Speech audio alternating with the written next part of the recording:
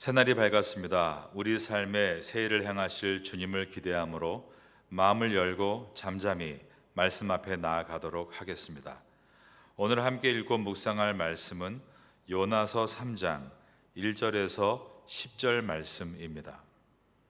여호와의 말씀이 두 번째로 요나에게 임하니라 이르시되 일어나 저 큰 성읍 니느웨로 가서 내가 내게 명한 바를 그들에게 선포하라 하신지라.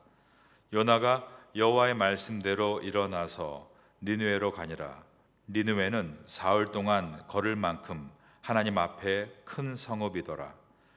요나가 그 성읍에 들어가서 하루 동안 다니며 외쳐 이르되 40일이 지나면 니느웨가 무너지리라 하였더니 니느웨 사람들이 하나님을 믿고 금식을 선포하고 높고 낮은 자를 막론하고 굵은 베옷을 입은지라.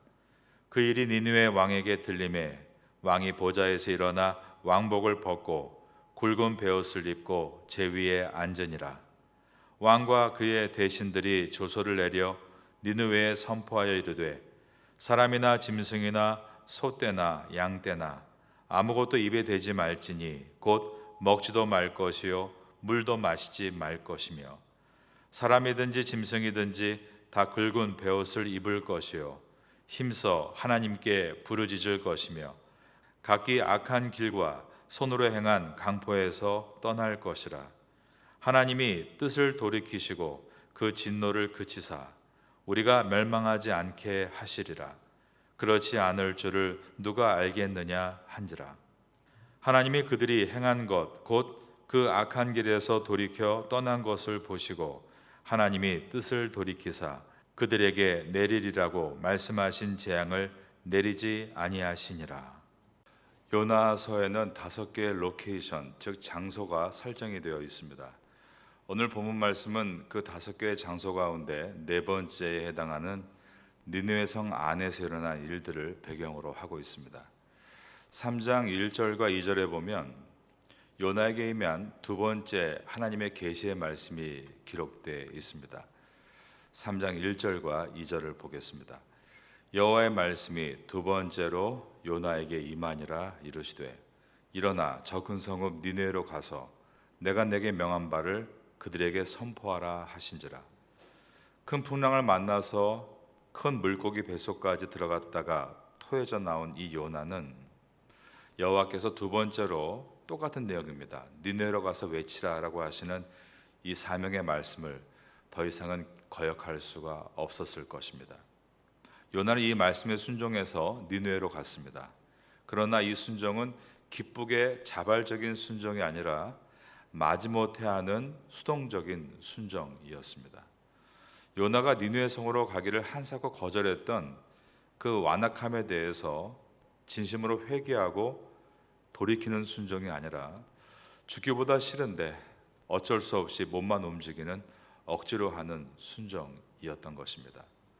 우리는 요나서 전체 흐르는 문맥을 통해 이 부분을 잘 가지고 가야 합니다. 그래야만 요나서를 마지막까지 정확하게 이해해 나갈 수 있습니다.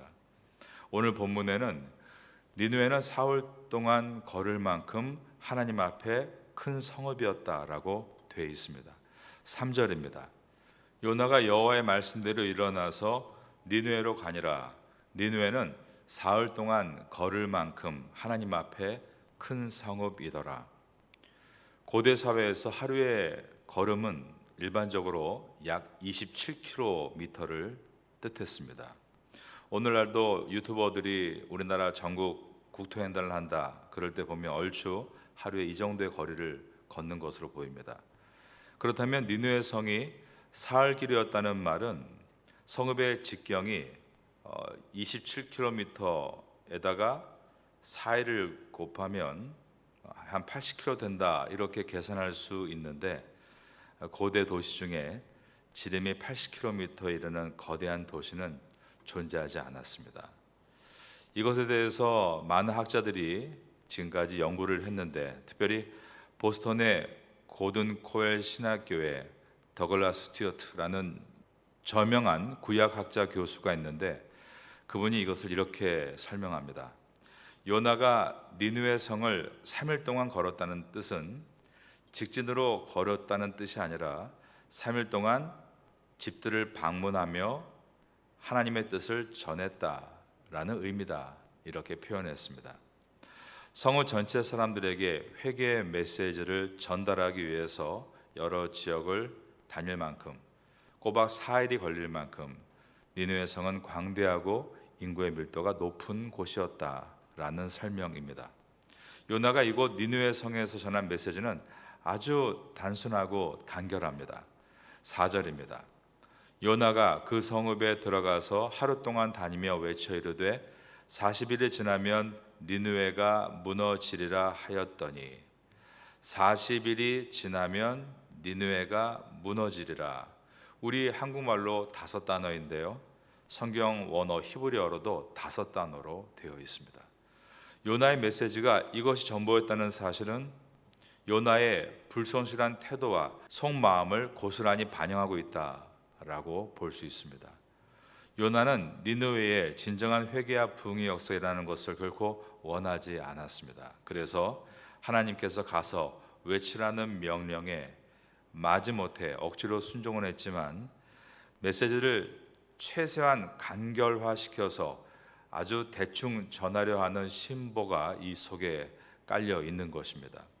어떻게든 최소한만 말해서 니느웨 백성들이 알아듣지 못하거나 회개하기를 꺼려하는 그러한 일들이 일어나도록 만들려는, 어떻게 보면 참 선지자답지 않은 역설적인 심술이 이 요나에게 있는 것입니다. 이제 이 모습이 마지막에 박넝쿨 앞에서 화내는 것까지 계속해서 이어지게 됩니다. 요나의 이 설교는 자신의 설교를 듣고 청중이 회개하기를 원치 않는 참으로 기이한 설교라고 말할 수 있습니다. 다시 말해서 이 설교는 성경에 나오는 하나님의 선지자들이 했던 설교 중에 가장 매가리가 없는 설교라고 말할 수 있습니다. 여기에는 눈물도 없고 땀도 없고 간절한 기도도 없으며 영혼을 향한 연구나 헌신과 열정이 눈을 씻고 봐도 찾아볼 수 없는 그러한 설교입니다. 우리가 한번 이사야서나 예레미야서와 이것을 비교해 보십시오. 이 설교가 얼마나 약한 설교인지를 느낄 수가 있습니다. 그냥 마지못해서 그 알맹이 내용만 앵무새처럼 전달하는 기계적인 설교, 즉 영적인 생명력이 전혀 없는 설교였습니다. 그런데 여러분, 이 요나서가 보여주는 놀라운 사실이 바로 이것입니다.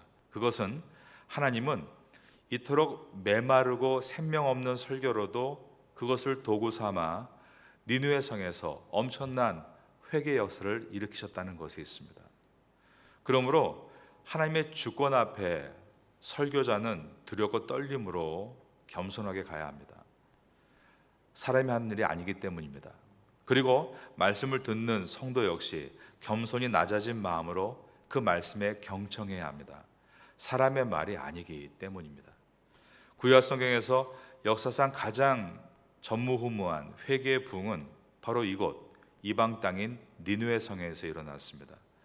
40일이 지나면 니느웨가 무너지리라, 이 메마른 경고를 들었을 때 니느웨 백성들은 과연 이것을 어떻게 받아들였을까요? 돌이킬 수 없는 무조건적인 심판으로 들었을까? 아니면 회개하면 살 수 있다라는 조건적인 심판으로 들었을까? 이 구분은 굉장히 중요합니다. 얼핏 들으면 무너지리라로 끝났기 때문에 확정된 무조건적인 파멸 선포처럼 보입니다. 그러나 조금만 더 신중하게 생각하면 하나님이 당장 심판하시지 않고 40일이 지나면이란 유예 기간을 주셨다는 것은 이 숫자에서 소망을 발견할 수 있는 것입니다. 40일 동안 회개 기회가 열려 있으니 만약 우리가 철저하게 돌이키면 하나님께서 긍휼을 베푸실 수 있다라는 여백을 보여주는 이 메시지 한 문장을 붙들고 이제 그들은 온전하게 회개를 시작한 것입니다. 그런데 메시지만 놓고 보면 사실은 정확하게 무조건적인 심판인지 조건적인 경고인지는 단정할 수 없습니다. 하지만 이 요나의 짧은 외침에 중요한 것은 니느웨 백성의 반응입니다. 그들은 이 말씀을 듣고 전폭적으로 회개했다는 것입니다. 성경은 그들이 즉시 하나님을 믿고 금식을 했으며 지위의 고하를 막론하고 모두가 굵은 베옷을 입고 통회했다라고 기록합니다. 4절입니다.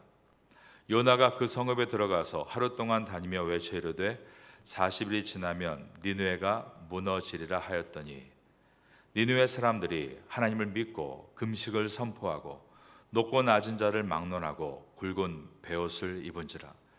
그 일이 니느웨 왕에게 들림에 왕이 보좌에서 일어나 왕복을 벗고 굵은 베옷을 입고 제 위에 앉으니라. 한 걸음 더 나아가 니느웨 왕은 공식 조서를 내려서 사람은 말할 것도 없고 소떼나 양떼 같은 가축들까지 전부 금식해야 한다라고 명령을 했습니다. 7절과 8절입니다. 왕과 그의 대신들이 조서를 내려 니느웨에 선포하여 이르되 사람이나 짐승이나 소떼나 양떼나 아무것도 입에 대지 말지니 곧 먹지도 말 것이요 물도 마시지 말 것이며 사람이든지 짐승이든지 다 굵은 베옷을 입을 것이요 힘써 하나님께 부르짖을 것이며 각기 악한 길과 손으로 행한 강포에서 떠날 것이라. 인류 역사상 이렇게 대대적인 회개가 어디에 있었을까요? 선택받았다고 하는 이스라엘 백성 가운데 역사 속에서 이토록 철저하게 온 민족이 엎드려 회개한 적은 없었습니다. 성경을 아무리 찾아봐도 이스라엘 역사 속에는 이런 회개를 볼 수 없는 것입니다. 선지자 사무엘이 인도했던 미스바 성의 회개에서도 학사 에스라가 인도했던 수문학 광장의 성회와 회개에서도 이 정도의 열기는 아니었던 것입니다. 가축들에게까지 굵은 베옷을 입히고 짐승들마저 아무것도 먹지 말고 물도 마시지 못하게 하라. 이런 조서는 어떻게 보면 굉장히 우스꽝스러운 상황일 수 있습니다. 아니, 짐승들이 뭘 안다고 베옷을 입히고 굶긴단 말입니까? 겉으로 보기에는 기이한 풍경이지만 그 안을 들여다보면 이것은 우스꽝스러운 것이 아니라 말로 다할 수 없는 극한의 절박함이 서려 있는 것입니다. 이방인인 니느웨 왕은 요나의 선포를 듣는 순간 이 사안이 너무 중요하고 하나님의 엄중한 진노가 임했다는 사실을 즉각 직감한 것입니다. 그래서 온 백성뿐 아니라 자신들이 소유한 짐승들까지 총동원해서 피조물 전체가 하나님 앞에 굵은 베옷을 입고 통곡하는 단호하고 철저한 회개 운동을 일으켰습니다. 니느웨 왕이 이와 같이 가축들에게까지 베옷을 입히며 온 나라의 회개를 촉구했을 때 그가 회개하는 본질을 어떻게 이해하고 있었는지가 9절에 들어 있습니다. 9절을 보면 이 니느웨 왕이 어떤 마음으로 회개했는가를 우리가 분명하게 보게 됩니다. 3장 9절을 보겠습니다. 하나님이 뜻을 돌이키시고 그 진노를 그치사 우리가 멸망하지 않게 하시리라. 그렇지 않을 줄을 누가 알겠느냐 한지라. 여기서 그렇지 않을 줄을 누가 알겠느냐라는 고백은 대단히 깊이 있는 수사학적 질문입니다. 이 질문의 속뜻이 무엇일까요? 우리가 금식을 선포하고 임금인 내가 보좌에서 내려와서 제 위에 앉고 심지어 가축들에게까지 베옷을 입히며 밤낮으로 통곡할지라도 우리를 용서하시고 구원하시는 그 최종 결정은 오직 하나님의 절대 주권 속에 있는 것 아니냐라는 고백입니다. 내가 이만큼 회개했으니까 하나님은 당연히 나를 기계적으로 구원하셔야 된다, 그런 청구서를 내미는 오만함이 아닌 것입니다. 우리가 이렇게 가슴을 찢고 엎드리면 은혜로우신 하나님께서 혹시 우리를 불쌍히 여겨 구원해 주시지 않겠느냐라는 간절한 희망입니다. 회개를 하나님의 은혜를 요구하는 협박의 도구로 사용한 것이 아닌 것입니다. 어떻게 이방인이 이토록 정확한 하나님에 대한 주권을 이해하고 있고 어떻게 이런 깊은 겸손함을 소유하고 있었는지 참으로 미스테리하고 경이롭습니다. 우리는 오늘 이 본문을 통해서 오늘날 우리의 회개가 과연 어떤 이해를 가지고 회개하고 있는지를 돌아보아야 합니다. 구약 성경을 보면 이와 똑같은 신학적 무게를 지닌 수사학적 질문이 나타나는 사건이 있는데 바로 정확하게 이 내용과 짝을 이루는 사건은 사무엘하 12장에 나오는 다윗의 고백입니다. 사무엘하 12장 22절에 이렇게 되어 있습니다. 이르되 아이가 살았을 때에 내가 금식하고 운 것은 혹시 여호와께서 나를 불쌍히 여기사 아이를 살려주실지 누가 알까 생각함이거니와. 이것이 바로 이스라엘의 가장 위대했던 왕 다윗의 수사학적 질문이었습니다. 혹시 여호와께서 나를 불쌍히 여기사 아이를 살려두실는지 누가 알까? 니네 왕의 질문과 이 다윗 왕의 질문이 신학적으로 완전히 똑같은 궤도에 서 있습니다. 다윗이 밧세바의 제약을 숨기려고 했죠. 그러나 결국 하나님께서 보내신 나단 선지자를 통해서 그 죄가 폭로되었고 모든 세상 사람들이 알게 되었습니다. 그 결과 밧세바를 통해 난 아기가 병이 들었고 죽음 직전에 놓이게 됩니다. 다윗은 회개하며 하나님 앞에 철저하게 엎드렸을 때 나단 선지자를 통해 선포된 하나님의 그 심판이 내가 회개했기 때문에 바뀔 수 있는 조건적인 징계인지 아니면 이미 선포되었기에 무조건적인 심판인지 다윗은 그것을 알고 기도한 것은 아니었습니다. 그러나 결과는 어떻게 됐는가? 다윗이 밤낮으로 땅에 엎드려 눈물로 침상을 적시며 회개했음에도 불구하고 그 아이가 산 것이 아니라 결국 그 아이는 죽었습니다. 다윗의 회개 여부와 상관없이 하나님의 공의의 심판이 무조건적으로 그 가정에 임한 것입니다. 반면에 니느웨 성에 임했던 심판의 경고는 조건적인 경고였죠. 그들이 왕부터 가축에까지 회개하며 돌이켰더니 하나님께서 뜻을 돌이키셔서 재앙을 내리지 않으신 것입니다. 그러나 니느웨의 왕도 결코 조건적인 경고인 것을 알고 회개한 것은 아니었던 것입니다. 온전히 하나님의 주권을 인정하고 엎드려 회개했습니다. 다윗 왕과 니느웨 왕은 지금 똑같은 태도를 가지고 하나님의 주권인 그 보좌 앞에 엎드려 있습니다. 두 왕 모두 마음을 찢으며 하나님께로 돌이켰습니다. 그리고 두 왕 모두가 하나님의 주권을 철저하게 인정하는 진실함을 보여주었습니다.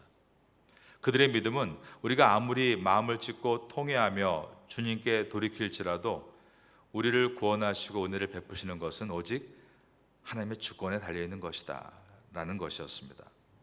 여러분, 이것이 얼마나 고결한 믿음입니까? 사무엘하 12장 14절에 보면 나단 선지자가 다윗에게 이렇게 선포했습니다. 여호와께서 당신의 죄를 사하셨으니 당신이 죽지 아니하려니와 이로 말미암아 여호와의 원수가 크게 비방할 거리를 얻게 하였으니 당신이 낳은 아이가 반드시 죽으리이다.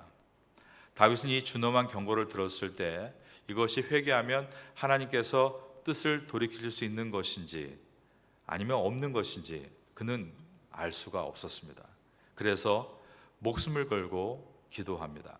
금식하며 애곡했습니다.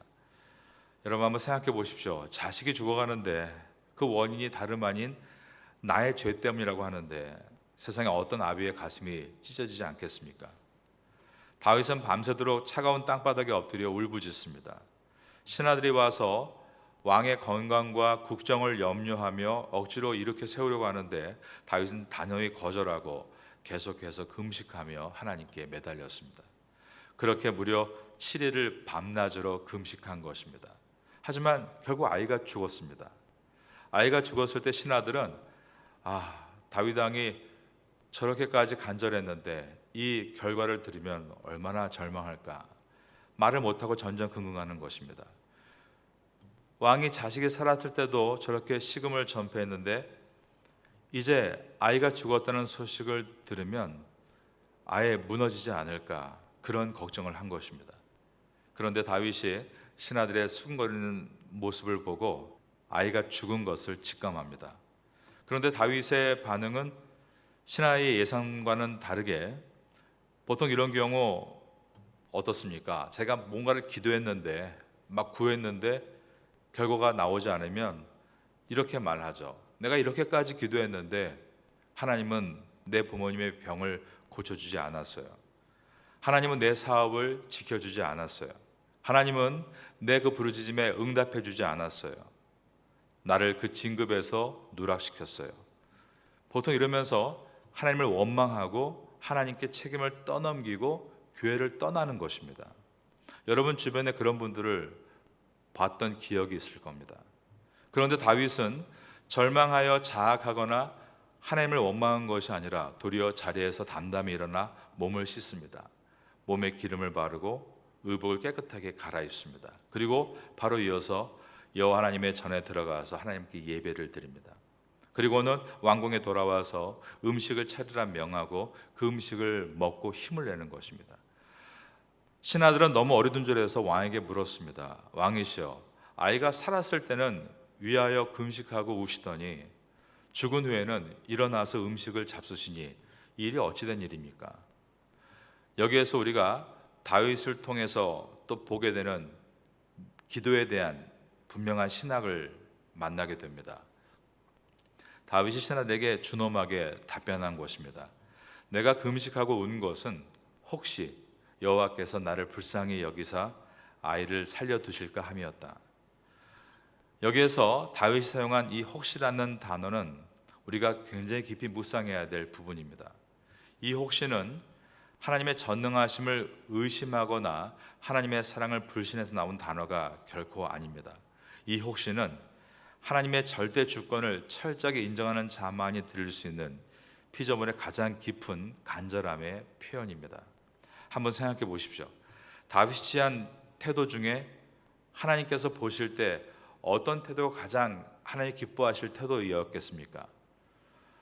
어차피 나단 선지자가 반드시 죽이리라 했으니 에라 모르겠다.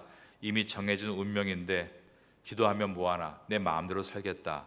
그러면서 애당초 포기해버리는 쪽이 하나님께서 기뻐하시는 것이었겠습니까? 아니면 심판이 선포되었을지라도 혹시 은혜와 긍휼이 풍성하신 하나님이 나의 눈물의 회개를 보시고 마음을 돌이킬 수 있으니 나는 끝까지 하나님의 마치 바짓가랑이를 붙잡는 심정으로 나는 부르짖겠다.